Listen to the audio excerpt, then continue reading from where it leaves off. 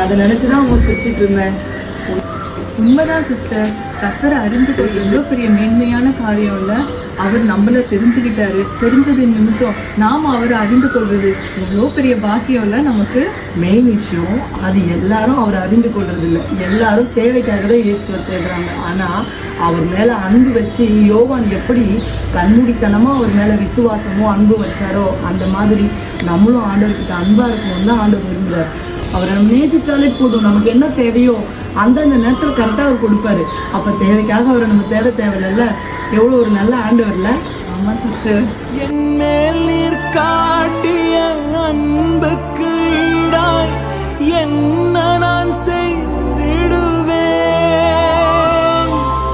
உயிருள்ள நாள் வரை உம் பணி செய்தேன். உம் பாதம் சரணடைவேன். உருகாதோ நெஞ்சம் நெகிழாதோ கண்ணீர் பெருகாதோ ராஜா இயேசு ராஜா ராஜா இயேசு ராஜா.